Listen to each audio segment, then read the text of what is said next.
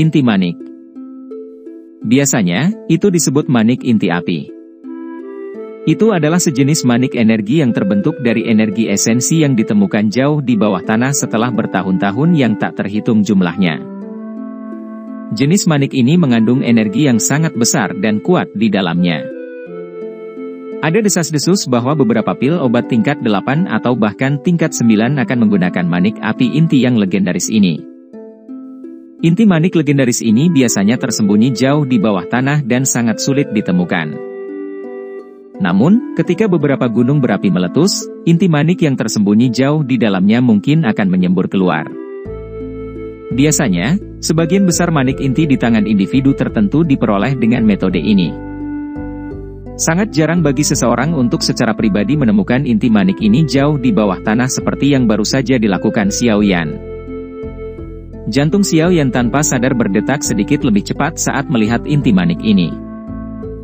Dia juga mengerti betapa langka inti manik. Selain itu, inti manik juga merupakan bahan utama dalam menyempurnakan manik inti petir. Manik inti petir bukanlah pil obat. Sebaliknya, itu adalah penyempurnaan yang menggunakan rumus yang sangat tidak ortodoks.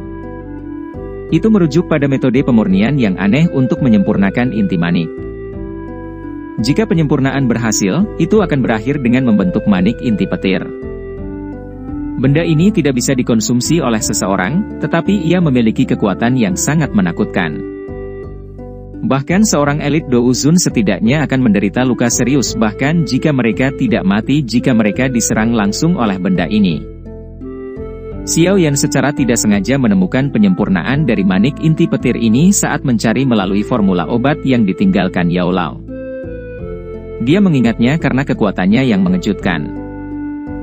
Setelah tiba di dataran tengah, Xiao Yan berpikir untuk membuatnya.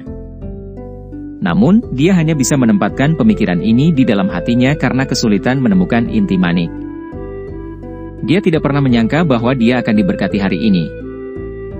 Jika saya bisa mendapatkannya, itu akan menjadi semacam kartu truf yang mematikan. Xiao Yan fokus pada manik merah menyala di dalam energi lengket berwarna merah darah. Dia merenung sejenak sebelum akhirnya tidak mampu menahan godaan di dalam hatinya. Kekayaan ditemukan di tengah bahaya. Bermanfaat untuk mengambil sedikit risiko untuk harta karun unik seperti inti manik. Xiao Yan berhenti ragu-ragu saat pikiran ini melintas di hatinya. Kekuatan spiritual bertahan di atas cairan lengket berwarna merah darah. Meskipun masih ada jarak, energi kekerasan liar yang terkandung dalam cairan masih menyebabkan beberapa bentuk riak dalam kekuatan spiritual Xiao Yan. Xiao Yan mengabaikan sedikit riak di jiwanya. Hatinya terfokus pada manik merah menyala itu saat dia menunggu kesempatan terbaik untuk menyerang. Setelah pemeriksaan visual, Xiao Yan memahami bahwa energi liar dan kekerasan dalam cairan lengket ini memiliki kekuatan dan kelemahan yang terputus-putus. Seseorang bisa menggunakan kekuatan pancaran di permukaannya untuk mengidentifikasi tingkat kekuatan ini. Gugusan cairan berwarna merah darah dan lengket ini samar-samar memancarkan cahaya bergelombang. Kecerahan dan kegelapan yang terputus-putus telah menjadi satu-satunya sumber cahaya dari lubang tanpa dasar ini. Kekuatan spiritual Xiao Yan bertahan di tempat ini seperti ular beracun dan tidak bergerak. Kekuatan spiritual yang tak terlihat perlahan bergoyang. Keheningan ini berlanjut untuk waktu yang tidak diketahui. Kemudian, cahaya api yang berulang kali berkedip di permukaan cairan lengket itu tiba-tiba turun ke level paling redupnya. Ci. Saat cairan merah darah ini tiba-tiba menjadi redup, kekuatan spiritual yang bertahan di atasnya seperti macan tutul saat menerkam ke arah mangsanya. Itu berubah menjadi kilatan petir saat ditembakkan. Engah. Kecepatan kekuatan spiritual sangat menakutkan. Dalam waktu kurang dari satu napas, itu telah dibebankan ke dalam cairan berwarna merah darah. Suara, embusan, kecil muncul saat kekuatan spiritual dibebankan ke dalamnya. Xiao Yan tampaknya telah menerobos ke magma saat kekuatan spiritualnya melakukan kontak dengan cairan lengket. Perasaan panas yang membakar terkikis ke bagian terdalam jiwa Xiao Yan. Untungnya, dia memiliki perlindungan api surgawi, jadi panas yang membakar seperti ini tidak dapat menyebabkan banyak kerusakan dalam waktu singkat. Jenis panas yang membakar ini berlanjut dalam waktu singkat sebelum kekuatan spiritual Xiaoyan dibebankan ke inti manik. Kekuatan spiritualnya meringkuk seperti kilat dan langsung berbalik. Akhirnya, ia melesat dengan liar ke arah pintu keluar dari lubang tanah. Ledakan! Inti manik baru saja keluar dari cairan lengket berwarna darah ini, setelah disapu oleh kekuatan spiritual Xiaoyan, ketika cairan itu sepertinya merasakan sesuatu. Gelombang energi kekerasan yang sangat liar dan menakutkan berubah menjadi banjir berwarna darah saat mengejar kekuatan spiritual yang melarikan diri dengan kecepatan luar biasa. Xiaoyan merasakan kulit di kepalanya menjadi mati rasa setelah merasakan energi panas ditransmisikan dari belakang. Jika dia dipukul oleh energi liar dan kekerasan dalam ruang yang sempit, kemungkinan jiwanya akan hancur di tempat. Segera, dia mengatupkan giginya dan melepaskan kecepatannya hingga batas. Dengan suara, "Swoos," dia menerjang keluar dari lubang tanah. Kecepatan Xiaoyan sangat cepat. Namun, banjir berwarna darah di belakangnya juga sama cepatnya. Itu mengikuti dari belakang saat itu bergegas. Selama pengejaran ini, keluarnya lubang di bagian atas akhirnya menampakkan sedikit cahaya. Xiaoyan menguatkan pikirannya saat melihat ini. Dia sekali lagi meningkatkan kecepatannya. Detik berikutnya, dia menyerbu keluar dari lubang sempit di tanah. Kekuatan spiritual dibebankan keluar dari lubang dengan cara seperti kilat dan memasuki tempat di antara mata Xiaoyan. Inti manik diraih oleh Xiaoyan di telapak tangannya. Xiaoyan meringkuk tangannya setelah jiwa kembali ke tubuhnya. Kekuatan hisap melonjak keluar dan tablet batu hitam pekat di sampingnya segera bergeser dengan suara gemuruh. Setelah itu, ia dengan cepat menutupi lubang di tanah. Ledakan! Tablet batu hitam gelap itu baru saja menutupi lubang ketika itu bergetar hebat. Namun, tablet batu hitam ini jelas dibuat dari bahan yang luar biasa. Itu mampu memblokir serangan energi liar yang keras. Desir! Desir! Sementara tablet batu menghalangi serangan itu, sinar cahaya di sekitar altar tiba-tiba bergeser. Setelah itu, semuanya mendarat di tablet batu. Tablet itu seperti mahkota yang sangat berat karena menekan lubang dengan kuat. Dengan bantuan sinar matahari, guncangan tablet batu itu perlahan berkurang. Sesaat kemudian, itu berhenti. Xiaoyan, yang sedang menunggu dengan sungguh-sungguh di samping, akhirnya menghela nafas lega setelah mendengar tablet batu menjadi sunyi. Dengan segera, matanya menunjukkan ekspresi aneh saat dia memandangi tablet kuno ini. Itu tiba-tiba memiliki efek penekan. Hampir saja. Xiaoyan menyeka keringat dingin di dahinya saat dia tertawa getir. Jika kecepatannya sedikit lebih lambat saat dia berada di dalam lubang sebelumnya, kemungkinan dia bisa melupakan tentang mendapatkan inti manik. Jiwanya bahkan mungkin menderita luka serius. Setelah secara bertahap menenangkan kondisi mentalnya yang berfluktuasi, Xiaoyan buru-buru melirik dokter peri kecil di sampingnya. Dia menghela nafas lega ketika melihat bahwa dia tidak diganggu. Setelah itu, dia menundukkan kepalanya dan perlahan membuka tangannya. Manik merah menyala tergeletak di dalamnya. Ini adalah inti manik ya? Xiaoyan dengan lembut mengepalkan tangannya. Perasaan panas menyebar dari inti manik. Dengan memegangnya, Xiaoyan terkejut saat menyadari bahwa energi afinitas api di sekitarnya tampak samar-samar berkumpul di sekitar tubuhnya. Kegembiraan liar tiba-tiba melonjak ke mata Xiaoyan saat dia merasakan sedikit perubahan pada energi di sekitarnya. Inti manik ini memiliki efek ajaib untuk menarik energi afinitas api di sekitarnya.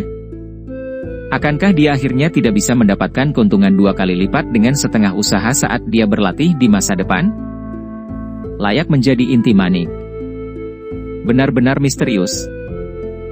Xiaoyan bermain dengan manik merah menyala di tangannya. Dia tanpa sadar merasa tidak mau meletakkannya karena dia terlalu menyukainya. Hadiah kali ini memang luar biasa. Sayangnya, saya tidak dapat dengan mudah menarik tablet batu sekarang. Namun demikian, tanpa cairan lengket yang menghalangi jalannya, benih api inti akan muncul sekali lagi. Kecepatan itu menciptakan api matahari juga harus meningkat. Xiaoyan memainkan inti manik sejenak sebelum menoleh kembali ke tablet batu. Dia menggelengkan kepalanya sedikit dengan menyesal. Awalnya, dia berencana menggunakan api matahari di tempat ini untuk mengolah dan memperkuat benih api-api transformasi kehidupan. Tepat ketika Xiao Yan dengan menyesal menghela nafas, seberkas cahaya tersebar dari langit dan secara tidak sengaja mendarat di inti manik di telapak tangannya. Engah! Inti manik merah menyala tiba-tiba bergetar di bawah cahaya yang bersinar. Segera, sedikit suara muncul. Api putih pekat tiba-tiba melengkung dan naik dari manik inti api. Perubahan yang tiba-tiba dan tidak terduga menyebabkan Xiao Yan terkejut. Dia baru saja akan membuang api di tangannya sebagai refleks ketika dia melirik manik inti api di bawah api berwarna putih ini. Matanya langsung membeku, ini adalah api matahari? Bagaimana itu bisa mengalami transformasi seperti itu tanpa bibit inti api? Xiao Yan mengerutkan alisnya. Segera, dia sepertinya memikirkan sesuatu dan tinjunya tiba-tiba membentur telapak tangannya. Itu benar, inti manik ini telah menyerap bibit inti api dalam jumlah yang tidak diketahui selama bertahun-tahun.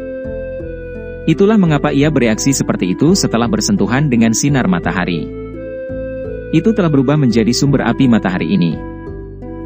Dengan kata lain, selama energi di dalam inti manik ini tidak habis, itu akan dapat terus menciptakan api matahari. Bahkan dengan ketenangan Xiao Yan, dia tidak bisa tidak merasakan kegembiraan yang ekstrim meskipun dirinya yang tenang. Jika ini benar-benar masalahnya, benih api-api transformasi kehidupan di tubuhnya akan berakhir dengan sumber makanan yang tak ada habisnya. Selain itu, dia juga bisa menghemat waktu dan tenaga karena dia tidak perlu berlarian untuk mencari berbagai api binatang. Saya benar-benar menemukan harta karun kali ini. Xiao Yan membuka mulutnya. Pada saat ini, itu benar-benar terlalu praktis untuk mendapatkan inti manik. Xiao Yan menarik napas beberapa kali dan menenangkan dirinya secara bertahap. Dia melirik dokter peri kecil, yang tubuh indahnya masih duduk tanpa gerakan sedikit pun. Setelah melihat bahwa dia baik-baik saja, dia perlahan mengangguk dan duduk sekali lagi. Dia mulai menyerap api matahari yang dibuat oleh inti manik. Dengan inti manik, penguatan api transformasi kehidupan hanya masalah waktu. Seluruh pikiran Xiao Yan difokuskan untuk menyerap api matahari selama hari-hari berikutnya. Di tengah kehalusan di mana makanan dan istirahat dilupakan, api transformasi kehidupan di dalam tubuhnya dengan cepat diperkuat dengan kecepatan yang terlihat dengan mata telanjang.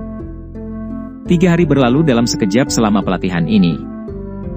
Ketika Xiao Yan tenggelam dalam kegembiraan api transformasi kehidupan yang cepat menguat, iklim tropis Kotai sepanjang tahun tiba-tiba berubah membeku suatu hari. Kepingan salju kecil perlahan turun dari langit di depan tatapan tertegun dari tak terhitung banyaknya orang. Setelah melihat salju yang perlahan turun di seluruh kota, akhirnya ada seseorang yang tiba-tiba merasakan ada yang tidak beres. Dia melompat ke tempat yang tinggi, melihat keluar kota, dan segera menjadi tertegun. Seseorang dapat melihat sosok putih yang tak terhitung jumlahnya perlahan mengelilingi kota dan datang dari segala arah. Sosok kulit putih ini mengenakan lencana serupa di dada mereka. Itu adalah bunga salju yang indah dengan hawa dingin yang menusuk tulang. Lembah Sungai Es. Sejumlah orang yang tak terhitung jumlahnya di dalam kota tercengang saat mereka melihat sosok putih yang menutupi area di luar kota. Aura dingin yang agung dan mengejutkan terus-menerus keluar dari tubuh orang-orang ini. Akhirnya, mereka mempengaruhi lingkungan kota Ye. Suhu yang menurun di dalam kota dan kepingan salju yang berserakan secara mengejutkan adalah hasil dari aura dingin yang agung. Ini semua orang dari lembah Sungai Es? Mengapa mereka datang ke kota Ye? Barisan mereka begitu menakutkan? Jangan bilang kalau mereka mengejar klan Ye. Omong kosong, status lembah Sungai Es jauh lebih besar daripada klan Ye atau bahkan 5 klan besar. Mengapa mereka mengingini klan Ye? Kalau begitu, menurutmu apakah mereka memanggil kekuatan besar hanya untuk datang ke Ye City untuk bermain? Karena kedatangan pasukan besar lembah Sungai Es yang tiba-tiba, yang datang dari segala arah, kota Ye menjadi keributan besar. Mereka tidak mengerti orang macam apa yang bisa membuat salah satu dari 3 lembah besar, lembah Sungai Es, untuk pergi dengan kekuatan besar. Udara dingin di luar kota seperti penghalang alami. Akhirnya perlahan berhenti ketika telah menyebar di sekitar radius 100 meter dari klan Ye. Setelah itu, mereka menyebar dan menutupi seluruh kota. Dengan penghalang udara dingin ini, kota Ye benar-benar dikelilingi. Tidak ada yang bisa masuk atau keluar. Klan, serahkan wanita beracun yang menyedihkan dan kelompoknya. Jika tidak, klan Ye akan dihancurkan hari ini. Sementara orang-orang di kota merasa panik karena penghalang udara dingin yang tiba-tiba terbentuk, suara tua yang samar perlahan-lahan ditransmisikan ke seluruh kota, didorong oleh Douki yang kuat. Akhirnya, itu bergema dengan jelas di samping telinga semua orang. Wanita beracun yang menyedihkan? Mereka ada di sini karena wanita beracun yang menyedihkan, tidak heran. Tidak terduga bahwa wanita beracun yang menyedihkan ada di klan Ye. Orang-orang ini sangat berani. Keributan di dalam kota menjadi sangat tenang ketika mereka mendengar suara orang tua ini. Beberapa orang menghela nafas lega. Tampaknya lembah sungai es mengejar klan Ye. Meskipun mereka telah mengepung kota, lembah sungai es tidak mungkin membahayakan orang yang tidak bersalah selama yang lain tidak bertindak sembarangan. Beberapa sosok putih perlahan berjalan di udara dan tiba. Setelah itu, mereka berhenti berjalan dan menyapu mata mereka dengan acuh tak acuh ke seluruh kota. Setelah itu, mata mereka berhenti di tengah kota tempat klan Ye berada. Pemimpin dari beberapa sosok kulit putih ini secara mengejutkan adalah Shi Tian, yang telah melarikan diri dengan menyedihkan dari tangan Tian Huo Zunse saat itu. Beberapa sesepuh lembah sungai es yang kuat ada di sampingnya. Selain itu, ada seorang lelaki tua dengan pakaian wol berwarna putih. Pria tua itu berambut putih dan senyum hangat tergantung di wajahnya. Bahkan mata Tianxi akan menahan rasa takut ketika dia melihat orang ini. Mengikuti kemunculan kelompok Tianxi, keributan lain muncul di dalam kota. Banyak seruan bergema di tempat itu. Itu Tianxi dari lembah sungai es? Tidak terduga bahkan dia datang kali ini. Kamu benar-benar buta. Yang Anda lihat hanyalah Tianxi, tetapi Anda telah gagal mengenali makhluk agung di sampingnya. Itu adalah tetua pertama lembah sungai es, Tian Shuangzi. Ini. Lembah sungai es bahkan telah mengerahkannya. Dikabarkan bahwa Tian Shuangzi ini naik ke kelas Douzun 10 tahun yang lalu. Lembah sungai es telah benar-benar membayar mahal untuk menangkap wanita beracun yang menyedihkan ini. Sementara kota itu gempar, interior klannya juga sangat tidak nyaman. Semua anggota klan Ye melihat barisan di langit dengan ekspresi tertegun, terutama Ye Zhong dan beberapa sesepuh. Wajah mereka putih pucat. Tian Shuangzi, Tianxi. Mulut Ye Zhong sedikit bergetar. Salah satu dari orang-orang ini cukup untuk menghancurkan klan Ye saat ini. Sekarang mereka berdua bersama, klan Ye ini. Wanita beracun yang menyedihkan? Sejak kapan klan Ye kita menyembunyikan wanita beracun yang menyedihkan? Seorang tetua membuka mulutnya dan bertanya dengan panik. Orang-orang di sisinya merenungkan pertanyaannya setelah mendengarnya. Sesaat kemudian, mereka sepertinya teringat sesuatu. Apakah itu kelompok Xiaoyan? Wanita beracun yang menyedihkan ada di antara mereka?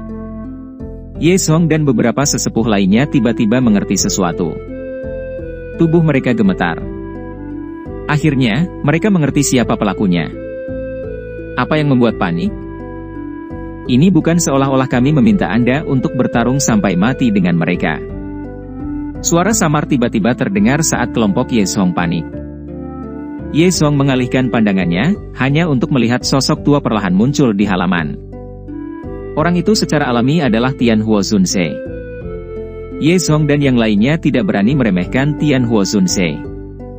Mereka tidak mampu menyinggung lembah sungai es, tetapi mereka juga tidak bisa menyinggung orang di depan mereka. Pada saat itu, mereka hanya bisa mengungkapkan ekspresi pahit. Terjebak di antara dua makhluk besar adalah takdir yang paling menyedihkan. Tian Huo Zunse meletakkan tangannya di belakangnya.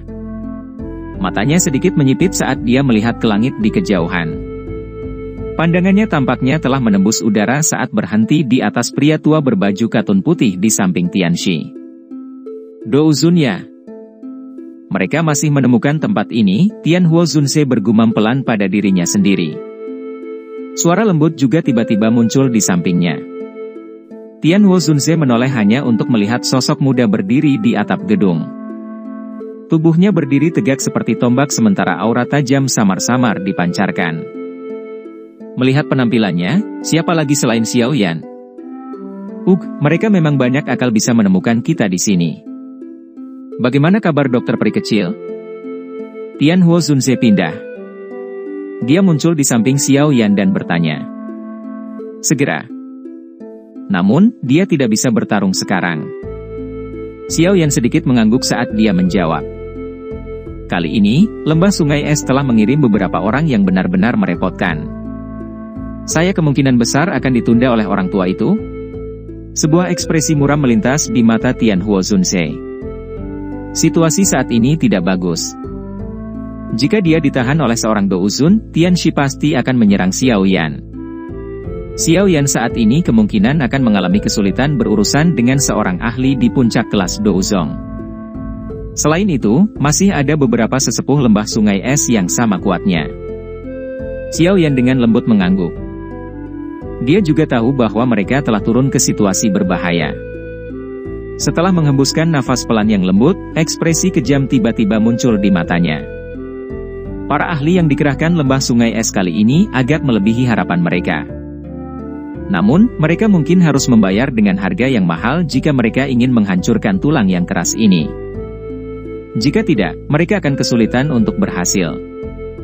Elder Ye Song, yakinlah. Masalah ini disebabkan oleh kelompok saya. Klan Yanda tidak akan terlibat di dalamnya. Xiao Yan menoleh dan menghadapi wajah putih Ye Song dan yang lainnya.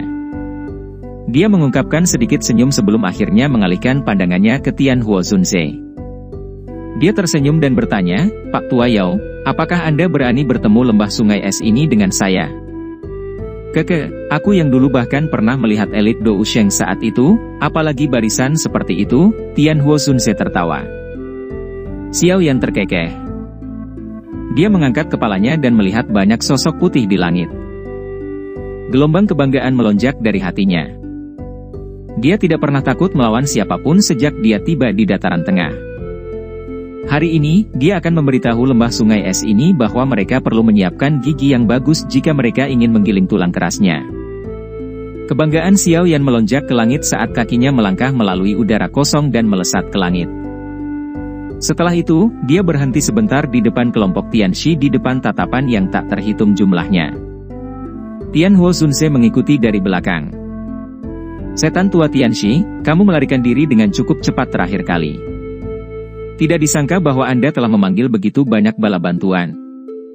Kaki Xiao Yan melangkah ke langit saat dia menghadapi Shi Tian, yang memegang tongkat berbentuk ular, di sisi lain. Dia tanpa sadar mengejek.